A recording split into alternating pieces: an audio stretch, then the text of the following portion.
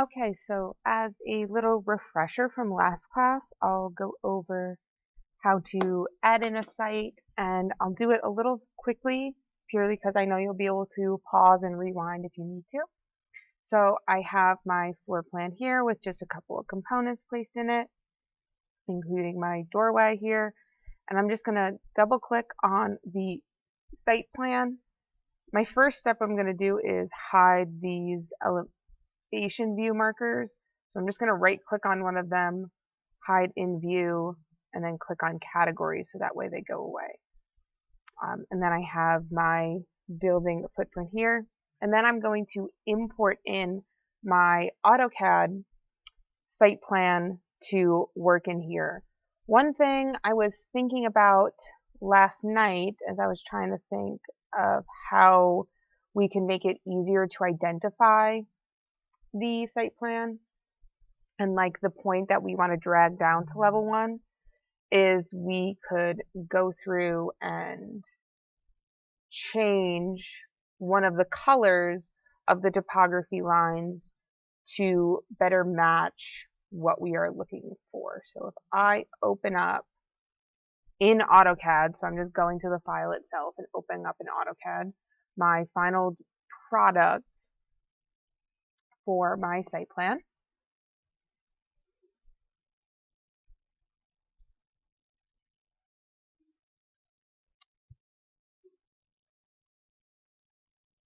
Actually, there we go. Close that. That's just because I closed out of my computer without, or shut my computer down without closing AutoCAD. That's why that popped up. I'm going to pick whichever one of these topography lines is the one that kind of cuts through my building. So in my case, that's going to be this one. And so that's going to be my 0, 0. This is the part I'm going to make on level 1. And I'm just going to come up to the properties here and override the properties by layer. And I'm making it this red color because for me it'll be easy to see this color versus this green, or excuse me, this gray. You can really pick a color, any color that you want to, as one that's going to show up as a big difference between these gray lines for just the topography. So that way this is now a distinct color. It's going to make it easier for me to see everything. And I'll go and save it. And then I'll go into Revit and I'll go to the Insert tab, Import CAD, just like we did last time. And then I'm going to go look in my drive. For me, it's in the AutoCAD folder. And it is this one right here is my file. Yours should most likely just be named your last name, first name, and then site plan. And I'll click on open, and it's going to place it in over here. So now the plan itself is placed. I have to click on it, click on this little push pin to unpin it, and then I can use the move tool to move it into place in the plan view. So I'm going to pick on one of these corners of the building, click on it, zoom in on my building itself, click on it, so that way I have it moved into place orientation wise for the plan. And then I'm going to go into the 3D view. So I'm going to click on the 3D view up here, view my drawing directly from the right side or the left side, and I'm going to move this down into place. So since I made that red color, it's much easier to identify that that is the line I want to choose when I'm moving. So I'm going to click on it. Unfortunately, they do turn blue once you click on it, so you'll just have to take like a visual note that that's the line that you're after. So I'll click on it, move, go based off of the line that I designated as my level 1, and then I'm just going to use my scroll wheel to pan down and make sure I'm going straight down so that this way this is sitting at level 1. So then if I orbit around, that is my level 1 floor. Then I'm going to use an import topography. So I'm going to go to the Massing and Site tab, Topo Surface, and instead of placing points this time around, I'm going to say Create from Import, select Import Instance, click on this topography. I'm going to uncheck everything by clicking on check none, and then I'm going to say only use the topo existing layer, and I'll click OK. And it's going to then import topography in based on that topography surface. And then I'll just say OK to finish making the topography. Then to split it into different surfaces, what I need to do is bring this portion of the plan up so I can see it. So I'm again going to click on the right side view, click any on either here or up here to select the import, and I'm going to move it back up. So I'm going to click on it, bring my cursor up, and I just want to bring it up so that way that bottom portion is just sitting above the topography.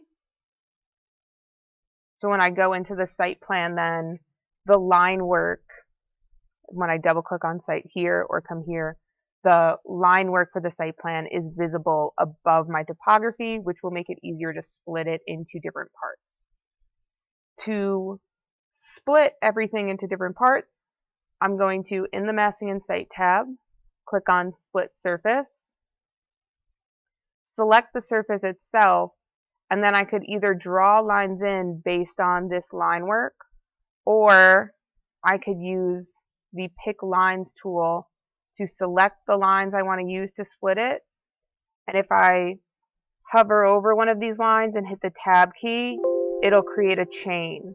I'm getting this warning here that says like these two lines now overlap, because when I made a chain, it picked both of these.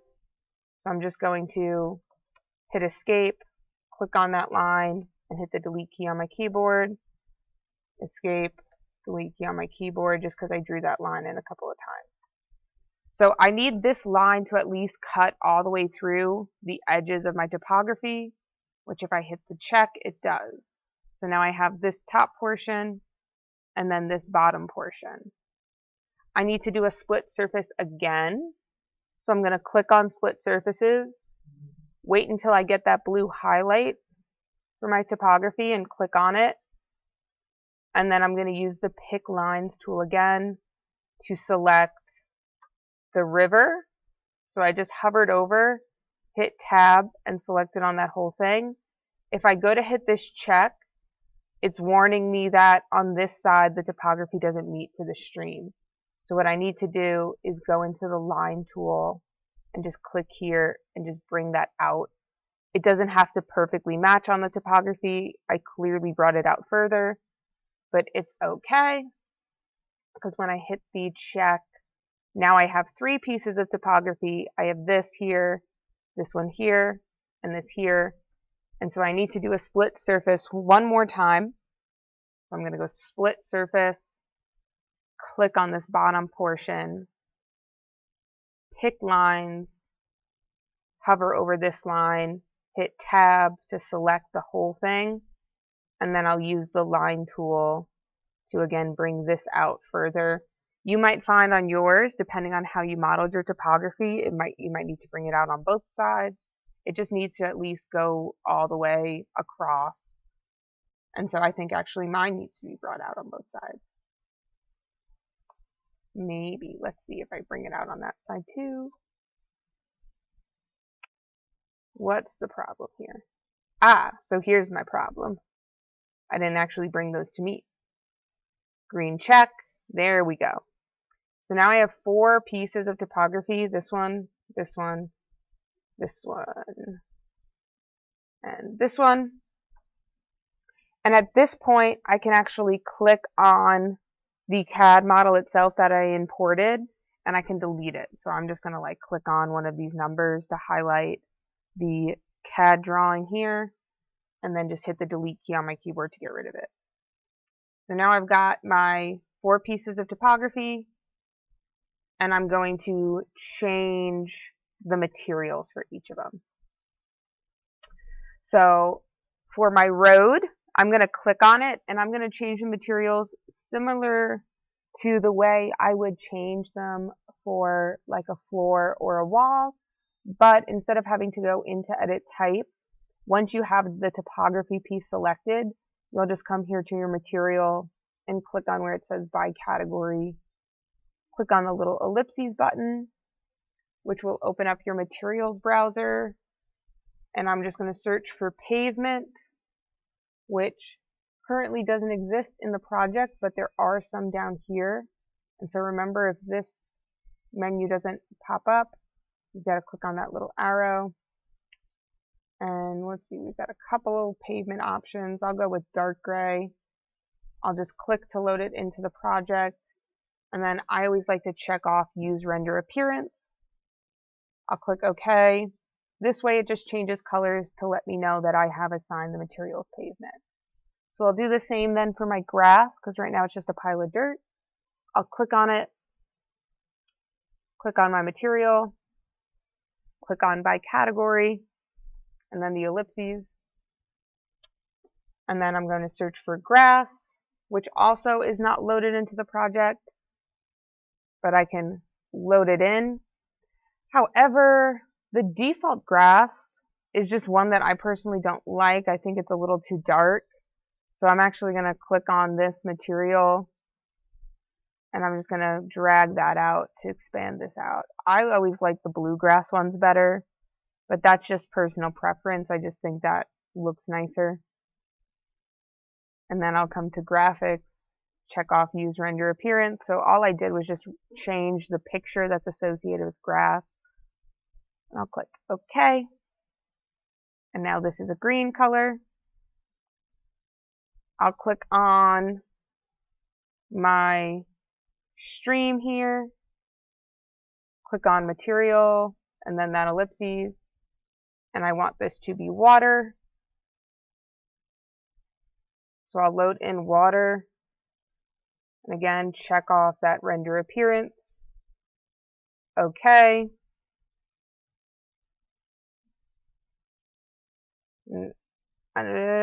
Do I want it to stay that transparent clear? I'll leave it alone for now because it's okay. And then on this side, I'm going to make this grass. So I'll click on my material, click here, and I'm going to search for grass. And I don't have to change any of that stuff because it's going to just use the same thing that I applied for grass up here. So since I already changed that, I don't have to change it a second time. And I'll click OK. And I have my materials applied for my various surfaces in my model. The last few things I'll have to do to set everything up is to create a building pad for bringing the ground down, because if we can look kind of in through these windows, and especially if I, in the 3D view, apply a section box, and I click on the edge of this box and cut it through the building, the ground itself is like inside my model, which is not what we want. We do not want the ground to be sitting in our model. So what a building pad does is it kind of takes the ground and excavates it in. So if I go into the site plan, and in the Massing and Site tab, I click on Building Pad, this allows me to either pick walls directly to create a pad to bring the earth down to, or I can also draw ones in myself. I'm going to use pick walls, and I'm going to hover over one of the edges and hit the tab key, so that way when I click, it just selects the chain of them. The level it's being set to is level 1. And so what I could do is change it to the foundation level. However, we don't have a foundation level yet. Or I can put a height offset of -2'6". So I'm just doing 2 space 6. And that'll just bring it down 2 feet 6 inches below level 1. And then if later on I wanted to change the level it's associated to, I could do that as well. And I'll hit the green check. And not a whole lot is going to seem like it happened yet. But if I go back into my 3D view, we can see then that the ground itself has been just kind of cut down and excavated into there. And I'll come back later and fix some of these points around here for the heights.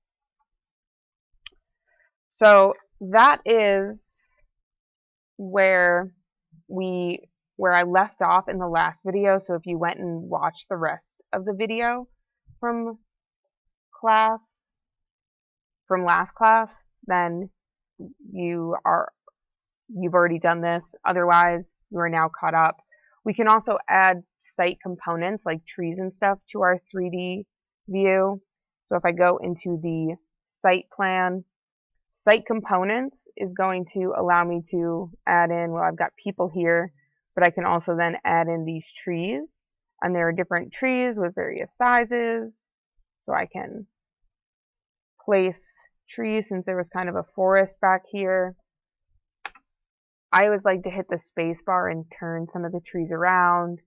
And I'll usually go through and add in a couple of different sizes of trees. Whoops, I clicked on the wrong thing. But we don't have to add in a whole lot of trees just because for the sake of time, but I'll just put in a couple of trees there. And it's just like if I was placing countertops or any other type of component in a building. But this time I'm just doing it on a site. So now I have some trees, some topography, and I'm ready to start adding in a foundation. Now, if I look at one of my elevation views, we don't have a level itself for the foundation. Let's look at the south one. There's just only level 1 and then level 2. So this is our floor, and then this is the height of our walls, or where our roof line starts. So we need to add in a level for the foundation to go to. You can only add levels when in an elevation view. Also, if when you're working in elevations, the site is like kind of overbearing your work for the time being while you're trying to work on something else, you can click on things like the trees and then right click, hide in view, category, and that's going to hide all of the trees. Click on the site, hide in view, right click, hide in view, category, and it'll hide the site. It doesn't delete it, it just hides it. So then when you're ready for your final version, you can come back here and say reveal hidden elements by just clicking on the little light bulb. And then you can unhide the elements. So I'm just going to leave them hidden for now. And I'm going to create a level associated with the foundation. So I'll go to the Architecture tab, and the level button is located over here on your screen. So I'm going to say that I want to make a new level, and I'm just going to place it randomly. So I clicked over here because I just like when my levels are lined up with each other, and then I'll click to place it over here again to keep them lined up. If you go from this side to this side, that header is on a different side, but you can easily just check that box by just clicking on it to put it on this side, and uncheck that box. If I hit escape twice and then click on it, uncheck that box to bring it away from over here. So if you do it in the other direction, it's okay. You can easily fix it. I'm just going to right click and delete this layer here. As I'm deleting this extra layer I made, it's just warning me saying like, hey, we're going to delete the floor plan and the ceiling plan and the structural plan associated with level 4. And I say that's fine. That's what I want. Since I just randomly placed this, you'll probably notice I placed it way further down than I wanted the foundation wall to go. We want our foundation to be -2'6", and I currently have it at -9'6". So if I just click on this, and then I can either change the number here, or I can click on the number itself and I can change it to -2'6", enter, and it'll move it up. It also by default named it level 3, but I can click on the name here, or I can click on the name here, and I can change it to foundation. When I go to change it, when I hit enter, it's asking, do you want to rename the corresponding views, which means do I want to also rename the floor plan and the ceiling plan and everything else associated with it? So I'm just going to say yes. And now in my floor plans, there is a new one called foundation. So if I double click on the foundation plan, since it's only 2'6" underneath our floor plan actually is showing up in this view. So we can do a couple of things to change that, or if later on you're working on projects and you can't see it, because maybe, for example, if your foundation was, 10 feet underneath, you're not going to be able to see your floor plan, but you might want to use your floor plan as a reference to trace out your foundation walls. I'll show you how we can change some of those settings up. So, while in the just floor plan without anything selected, in our properties browser, we can change an underlay. So if I put an underlay of just level 1 on here, what happens is it's going to show me the floor plan of level 1, but it's going to be kind of grayed out. So see how the windows and everything popped up, but I can't select them? That is just referencing the fact that floor plan 1 of level 1 is now sitting underneath here is just something that I can draw to and reference to, but I can't select and make changes to. If I set it back to none, some of that underlay then goes away. Now, since our view range is going to be set to a typical floor plan cut, which is 4 feet above the ground level, that's why this is showing up in here. So for our foundation, we're going to want to change our view range so that this way we actually don't see the floor plan in our foundation view. So I'm going to click on view range here in my floor plan properties, scrolling down about halfway, and then in the extents part, click on view range. And we're going to put our cut plane, instead of at 4 feet, we're going to put it at 1 foot. And if I hit apply, we'll notice that everything went away, except for these windows stayed in here. Let's see. If I change it to 8 inches, do they go away? They shouldn't be in there anymore. Well, not 1 inch. I don't want that. That's too much. So I'm going to leave it set at 1 foot. And then I'll click OK. Why my windows are showing up in this view range, I'm not 100% sure. But an easy fix for it is to click on one of them, right click, hide in view, category. And then they'll all go away. I still have this rectangle here because this is my building pad that I have excavated down to here. But I'm going to need my foundation walls as just, or my floor plan walls as just a kind of base to lay out my foundation. So like I said, typically in a floor plan cut or a foundation plan cut, you're not going to see them by default. And so that's where in your floor plan properties, you can come here to your view range and set it as an underlay of level 1, and then you can see the walls so you can reference them for your foundation. So what I'm going to do next then is I'm going to create a wall just like I would create my interior ones and my exterior ones. And I'm going to make a wall itself of a 8-inch masonry. So there actually already is one made for 8-inch CMUs. So I'm just going to use this generic 8-inch masonry wall. I'm going to leave my location line set to the core center line.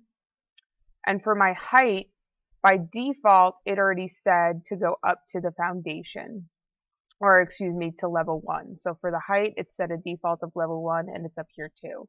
So this is going to be a wall that starts at our foundation, which is -2.6, and goes up to level 1. And then I'm just going to trace around.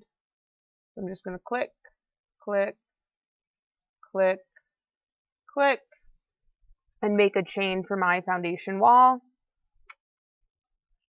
And while I'm here too, I'm just going to click on the site, right click, hide category, because the site shouldn't be here in this part or in our foundation plan.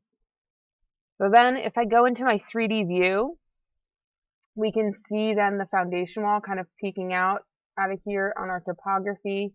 And then if I click on the edge of this section box that I turned on, I can excavate out and we can see then the foundation wall a little bit more clearly. So we've got it sitting right there. The next thing we need to do then is add in our footing surrounding our foundation wall. So there are several different ways and several views I can add my footing into. Some students prefer to do it in a 3-dimensional view. Some prefer to do it in the plan view. It's not going to make a whole big difference. So in my foundation view, to add in a footing underneath my foundation wall, I'm going to go into the Structure tab, and then I'm going to click on the Wall button here.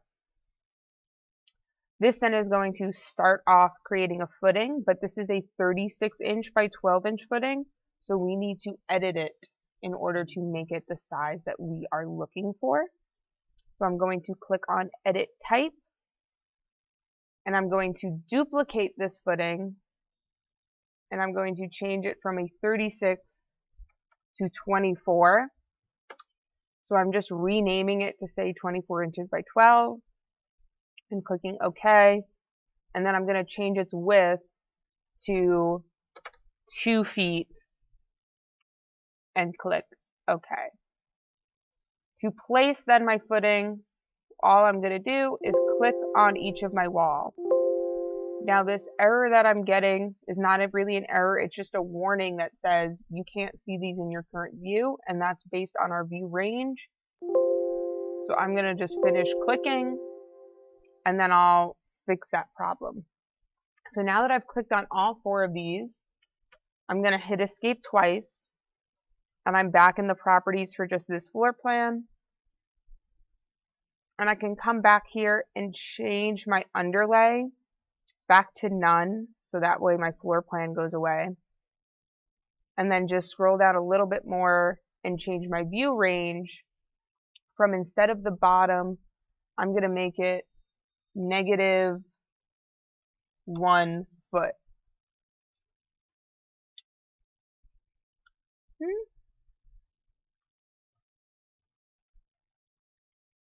There we go. So I've got to change my view depth and the bottom to -1.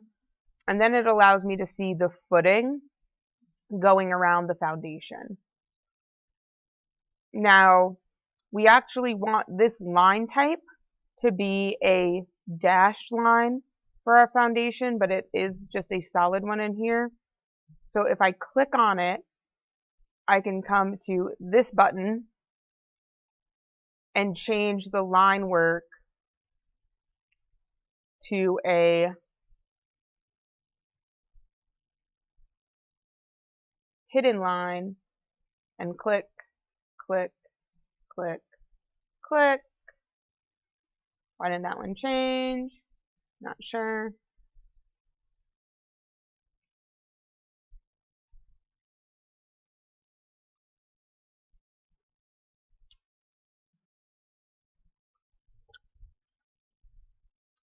Sure, I'd love to save. Why aren't these ones changing? Interesting. So let me go back to line work again.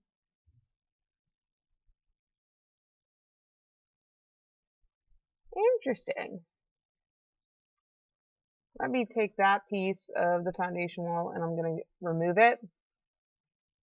And then back in structure, click on wall, change this to the 24 by 12, click on this piece, line work, hidden.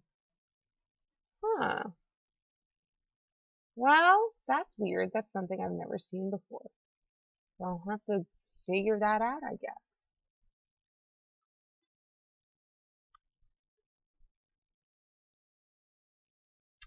Okay. So was it actually, it is changing. It's just the way I'm zoomed. So that's just a graphical issue on my computer, not a problem with the plan. Okay. Weird, but not horrendous. And at least then I'm just not going crazy. But also not great for showing you guys when I'm trying to tell you that it's a good software, and yet here it is making this weird glitch. Hopefully yours isn't glitching like that, is all I can say. So now I have it with the hidden line markers for the fact that that is the foundation footing that's sitting underneath my foundation wall. And again, if I go into a 3D view, we can now see the footing here.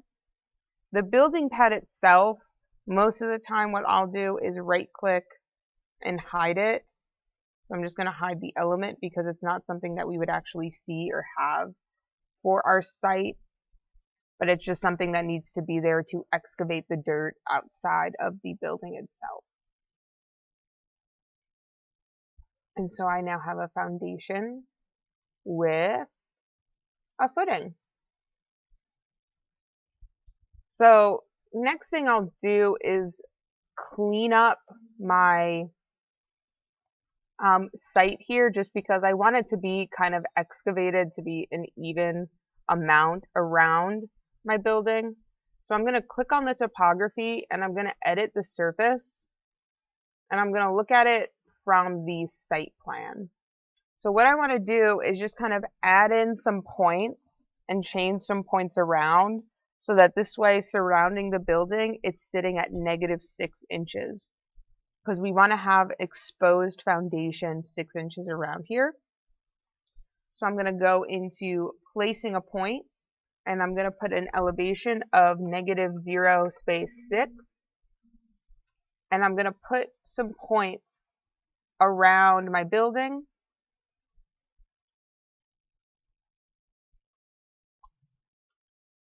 And I put one on each corner, but then I'm also just going to put like a couple surrounding it.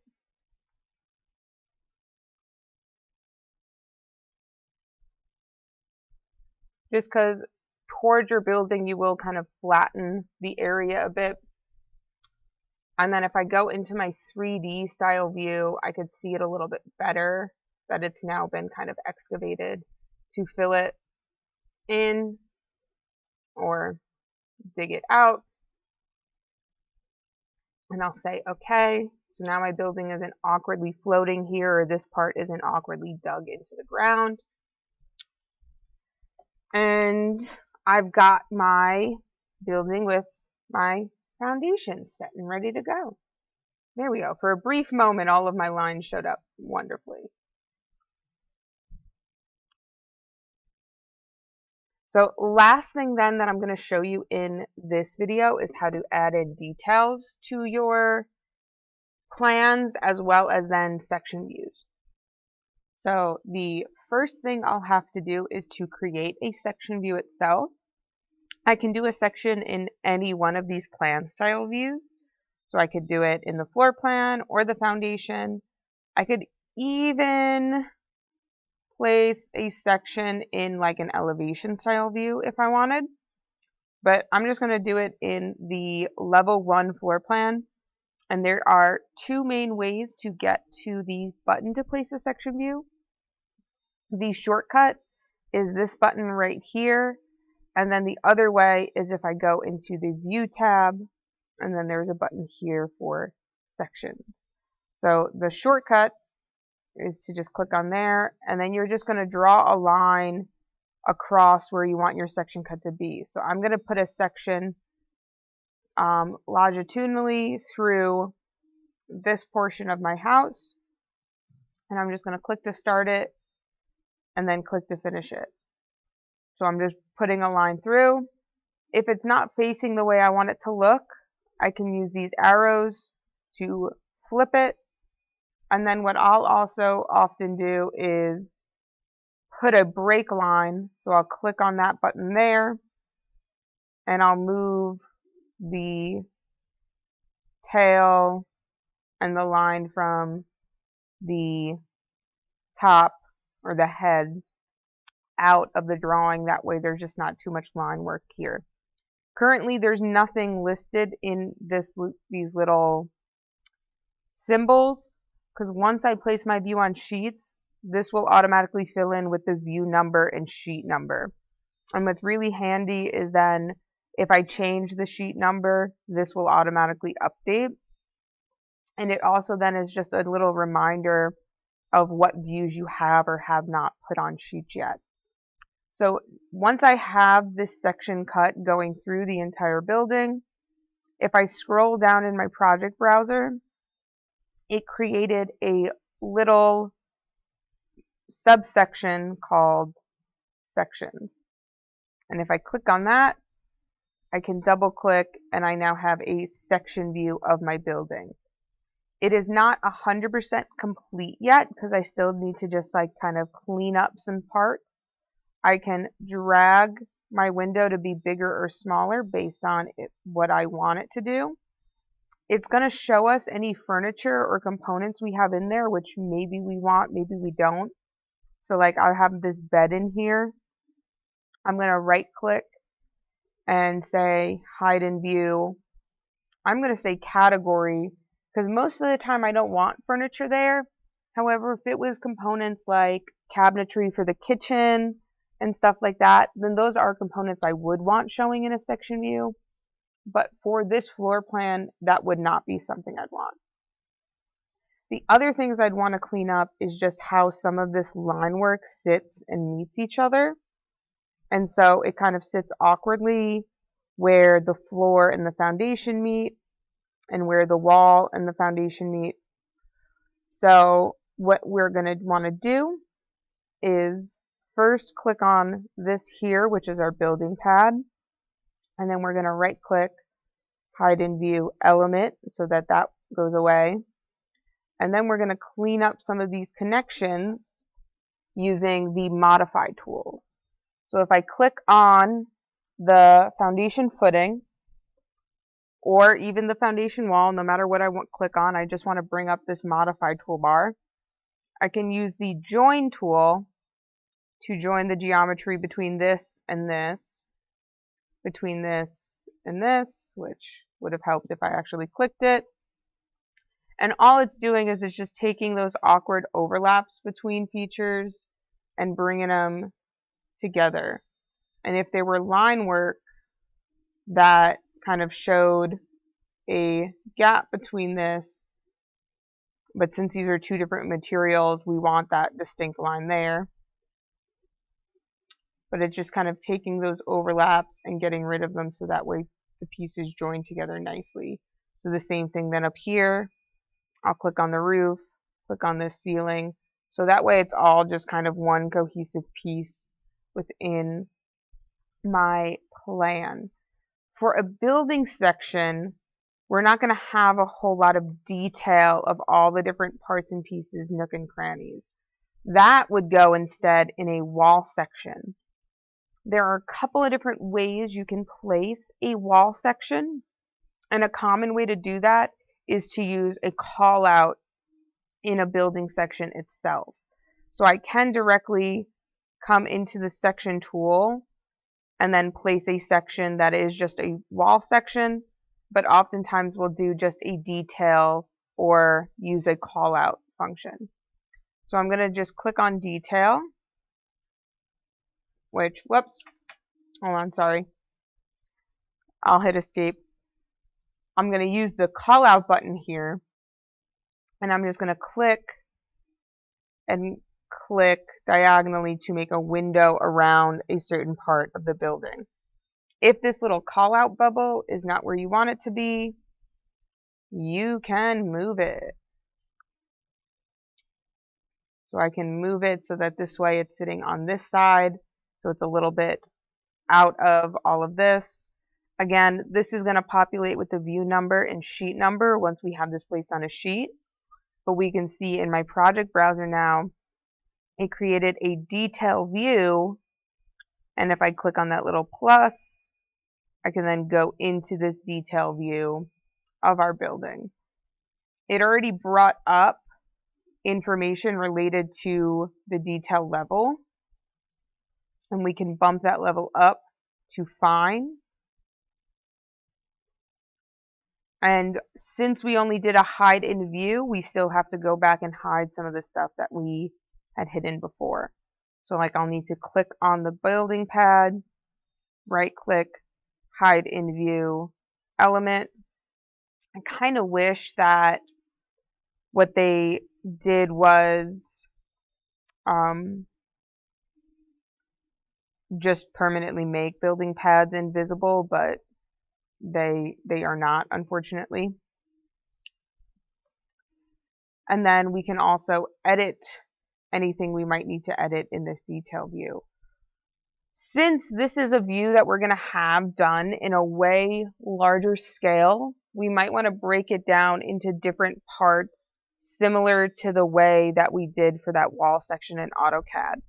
So if you can recall the paper space of the AutoCAD wall section, which is right here, we have the whole thing drawn full size, but when it's in paper space, we have it broken down into 3 different viewports. So it's just looking at that top connection, just looking at the bottom, just looking at the foundation. So we can do that same thing here in Revit by clicking on the side of the viewport of the section and then using these breaks. So what that has done now is it's broken it down into 2 views. So that way I can have this view that looks at the top part and then this view that just looks at the foundation. So I can drag this window to be as large or small as I want it to until I get it looking at the area I want. And then I'm going to drag this window to just be a little bit bigger, because that will make it more convenient to then take this one and break this one then into 2 different parts. And I'll drag this to only look at then this top portion. Once I have it looking at the 3 main areas I want it looking at, I then can drag these windows to be closer to each other. So that way I can have a more condensed version of my drawing looking at those 3 areas. So I can create those 3 viewports without changing anything to my model. You can even break that down further and then bring that down. So that way I can put this on a sheet as large as possible. So that's how I would break down my 3 different detail views, by just clicking on the views, and then I can use those break lines to cut it. And I can cut it into a lot of different pieces if I need to.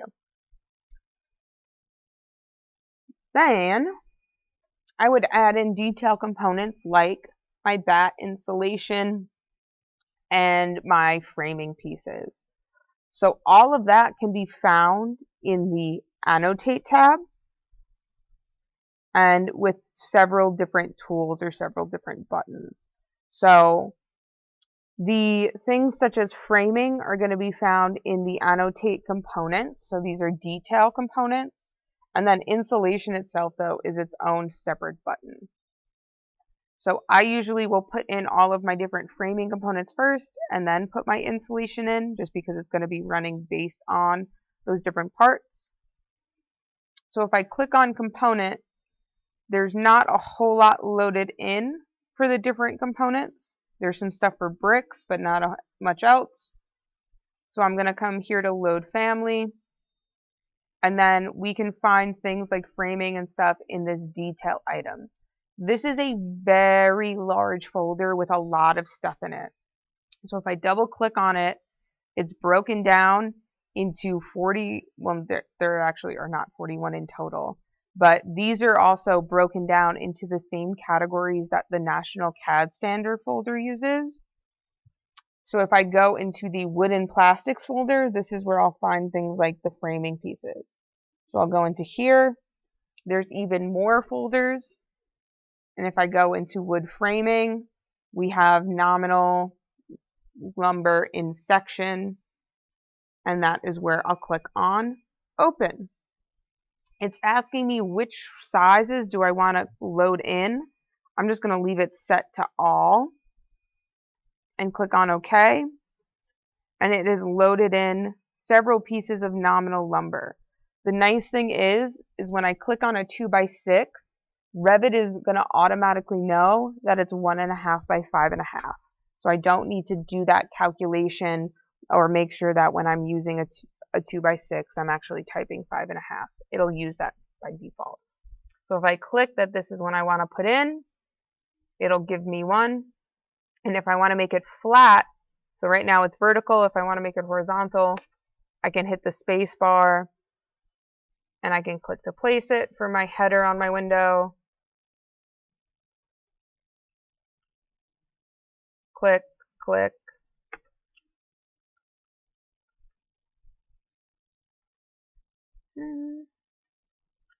Click, click, click. And so that way I can put in my double top plate, my header, my sill, which why that is not lining up properly, not sure. So I'm just going to hit escape. Sometimes you'll have to hit escape and go back into components to like realign them. There we go. My bottom plate. So I've got in some of the components for my framing.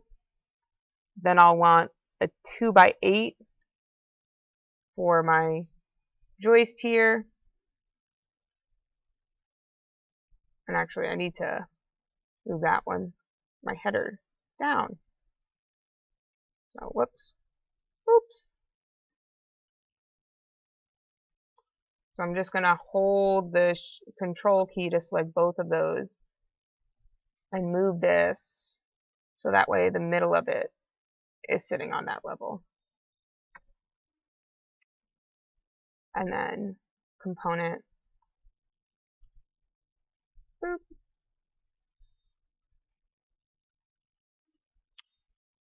Now, if I want all of these spanning across 16 inches on center, there's two ways I could do that. One would be to select one of these and use the copy tool and just click on the midpoint, move it over 16 inches, enter, 16 inches, enter, and then I really wouldn't need to put any others because they'd be out of view, they'd be outside of this viewport. So that's one way I can span my joist across in this section view.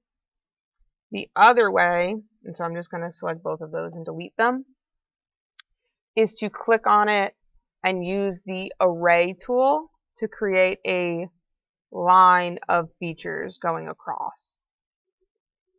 So I can select the middle, across 16 inches, enter, and then it's asking how many do I want. And I could say that I want 3, or I could say 4 or 5. So if I needed to span across a really large distance, the array tool would be handy, or what they show here in the preview of how the array tool can be used to like fill a theater with seats really quickly. In this case, the copy tool wouldn't be too difficult to do because it's not going to take a whole lot of time. But that is then how I could fill in my joists. And I can add in insulation as well. I just have to come here first and define what is the width that I want that insulation to cover. So I can say I want some insulation up there. I could just fill it all the way through down here too. So I just clicked on here all the way down. And then I'll hit escape once. I'll change my insulation width to 7.25. Click, click, click, click, click, and I'm just going to bring it out a bit. That way I know it's covering the amount of space it needs to cover. Click, click. This one is a little bit off. Whoops, excuse me. I hit something while hitting the escape key.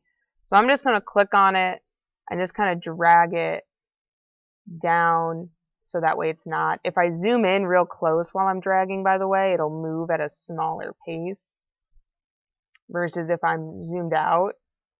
When you drag things, they tend to just move a lot in bigger chunks and more drastically. But if you zoom in,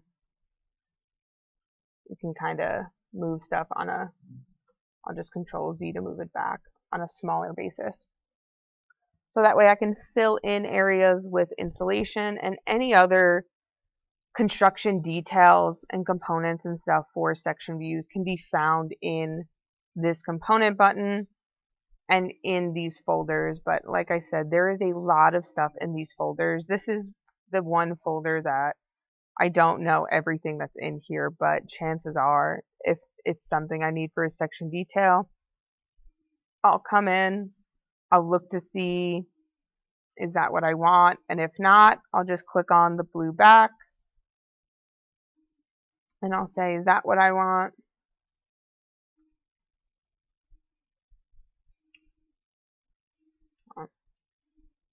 Is this what I want? So you can always just kind of figure it out. So if I want for my CMUs, I've got a 2-core in section. I'll click on open, which this is not the right size. I want an 8x8 by 16. And then I can place that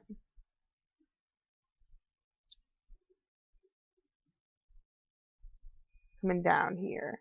And it automatically will have your little score for your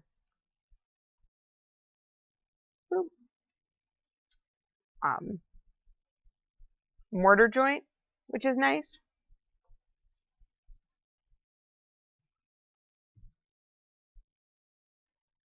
And that is just some of your repeating details and for here.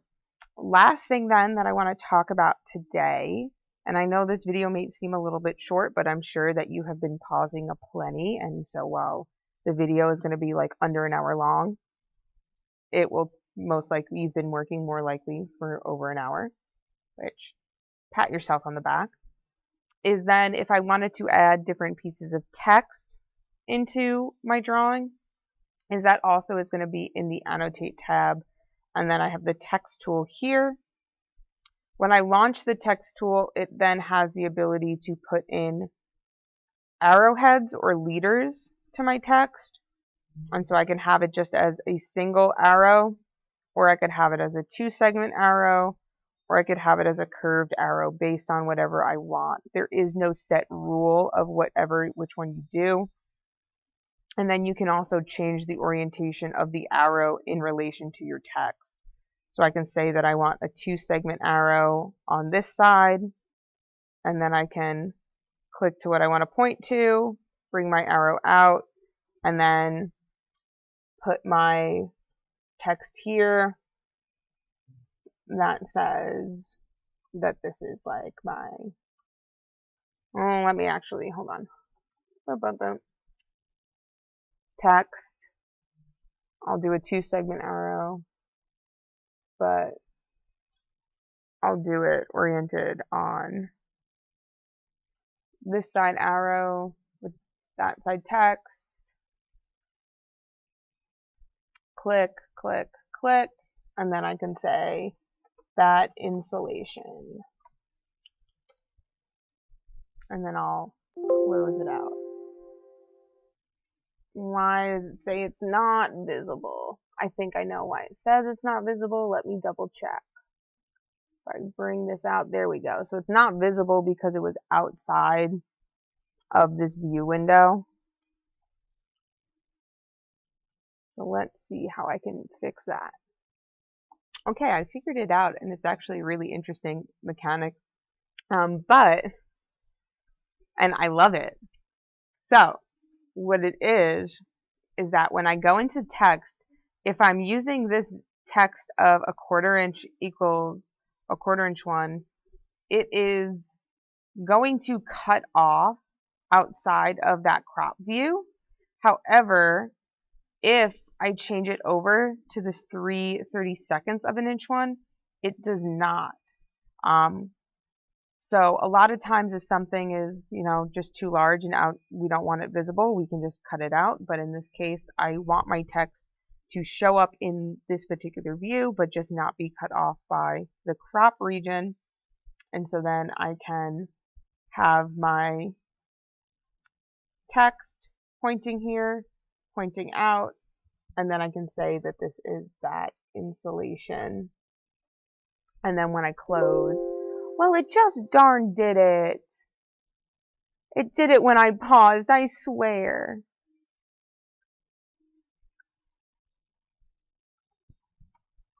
Or is it because I'm moving too far out? No. Let's see. Or this time I won't pause. I'll just do this problem solving live. Well, I have nothing selected, so my properties here is the detail view. I'm going to go to visibility and graphics and edit the visibility and graphics. And I'm going to scroll down until I see text. There is no text. Annotation categories.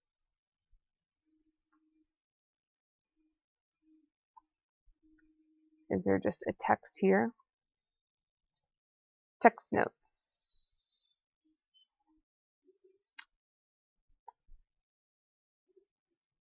Let's see, is there an override in here?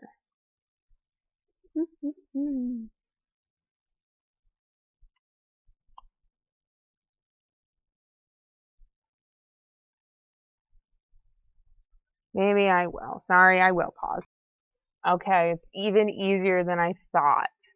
So in this view, still with this detail here, we don't need to go change the visibility and graphics. We need to just scroll down about halfway to the extents and just uncheck annotation crop. And then all the annotations, so here's the 18 times I wrote that insulation, and then even another test I did. So now I can delete all of these and do one last one to prove to you now that it'll work. So I'm going to go into the text tool. I'll want to choose the arrowhead that I want and the orientation that I want.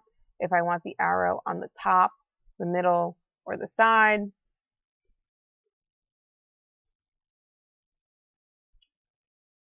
Or the top, the middle, or the bottom.